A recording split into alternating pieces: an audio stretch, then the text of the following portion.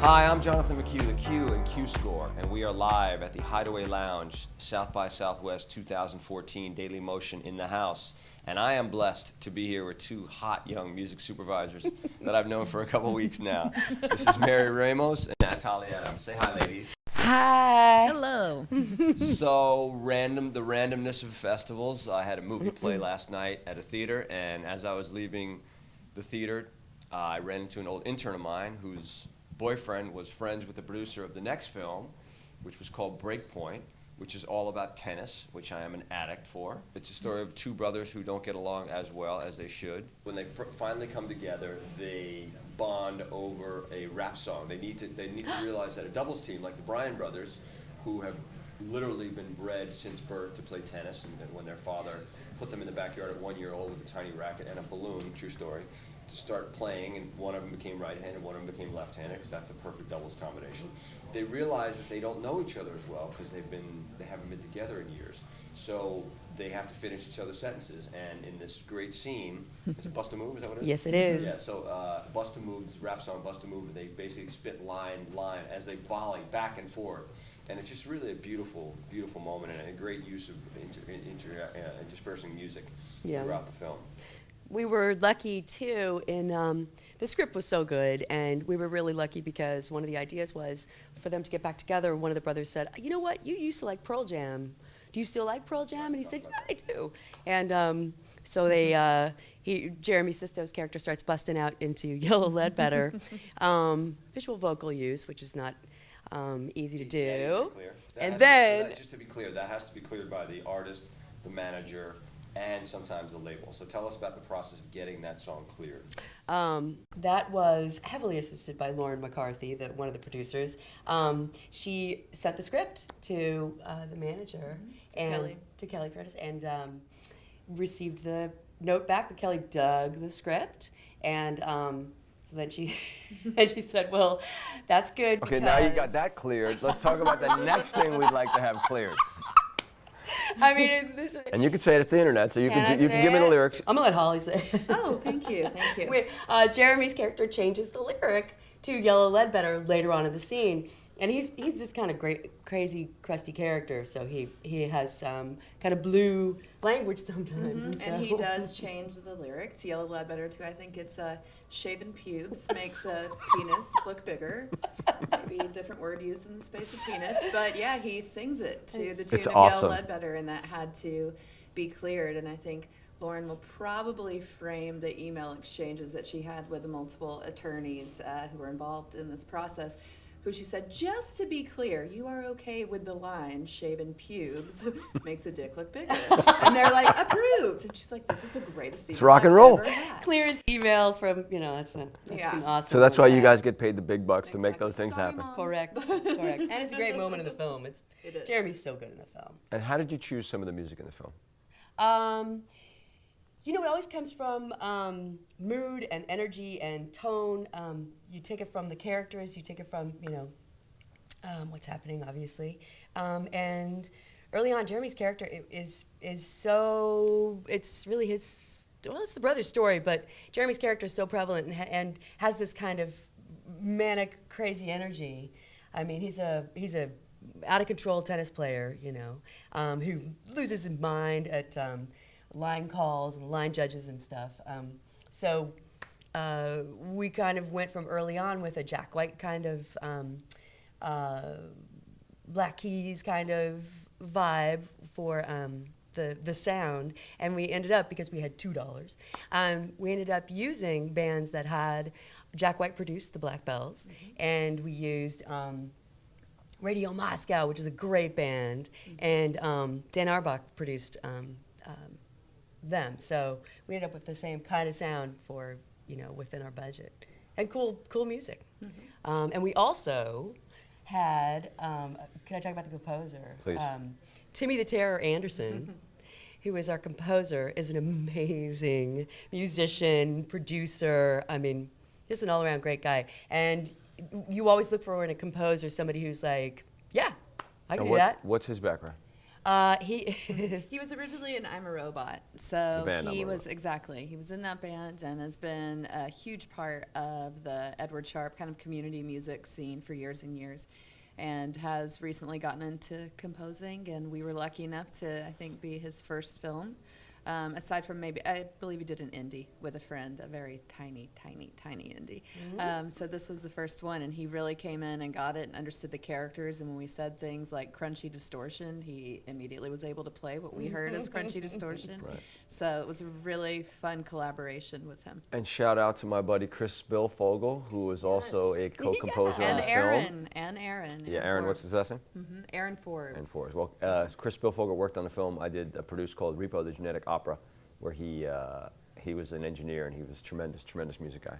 So Mary and I were just talking and we realized that we've known each other possibly almost 20 years. When I did my first soundtrack, which at A&M Records was a collaboration for Showtime for all the old AIP movies, like I Was a Drag Strip Girl and other classics of that nature. Reform School Girls. Reform School Girls. We got to work with people like Robert Rodriguez and Joe Dante. It was also the first film that I think got Sheryl Crow her first or second Grammy nomination for. I asked her to do a Fats Domino song before You will someday. before she blew up and became a wheel herself, and she greatly accepted and got a Grammy nom for it. So Mary and I have known each other. She's done it. Her body of work is unbelievable. How many films you figure you've supervised Oh man, by now? probably over 100 for sure. Wow. For sure. It's a crazy number. So you also got the pleasure of working with one of the greatest musical directors in the game, Quentin Tarantino. Yeah. Talk about that collaboration. How many films have you guys done together? Oh, I haven't had enough coffee for this, but Ballpark. You don't need exact numbers.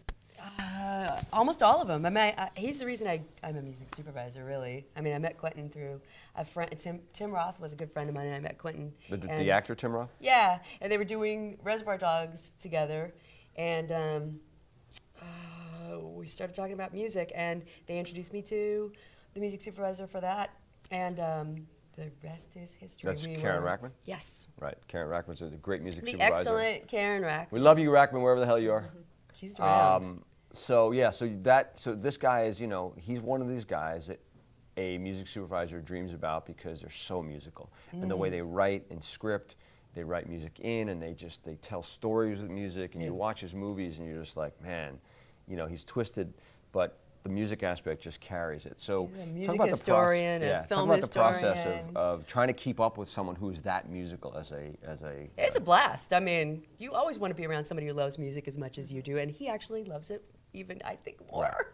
I mean, it's kind of wild. He has a whole room in his house that's a record room, and it's set up like a record store. The vinyl, cassette tapes. I mean, and we deal in cassette tapes. We work in cassette tapes a lot of the time because it actually makes it easier because you can't, digitize them and you can't, bootleg them or anything. So when we're sending music back and forth, we use cassettes a lot. So you But actually have to have a boombox. yeah. Yes. John Legend had to put his song on a cassette for Quentin to hear it Wow. for the movie. And Anyways, this is for Django Unchained. Right, and John Yes. Legend did. We had Rick Ross in there also, right? Yes, sir. Who else did songs for that movie? Ennio Morricone. Little Heard of him? Little unknown person called Italian Ennio guy? Morricone. Right. Enemies. The inventor of the spaghetti western music. Yes. Marconi, yeah. I haven't had enough coffee, and I do not want to forget people because You had Rick Ross. and Anthony Hamilton Yes. and with Elena Boynton. Yes. Yes. I know Anthony from Jive. He's tremendous. Tremendous guy. Right. So an amazing body of work, but it's nice you mix in these studio films like Vegas. You did with Las Vegas with Michael Douglas. John Turteltaub. Yeah. We love John Turteltaub. And you've done a bunch of films with him too. No, just It's your one. first This one. was actually a really fun experience. Not only was the film just a blast to watch over and over again, as you do as a supervisor, you see stuff like 1,000,001 times. But to see this movie over and over again, the acting was so funny, and but to be on the mixing stage with a pro like John Turteltaub it schooled me. It was fun. It was fun fun. as opposed to stressful, and he just owned the room and wanted opinion, and you know, everybody who was there was on point, and I never thought that I would say being on the mixing stage is fun, but this was. There was song, dance. Song and Yeah, dance. song and dance. Luncheons. But it's fun to like have just watch a director just let people do their jobs and then have notes that are concise, to the point, and okay. You know, I mean, that was kind of cool. I mean, we work with a lot of cool directors, and they all have their own styles and stuff. But this was like, that was one thing. It was like, wow, you are. And what kind of music did you use in Las Vegas?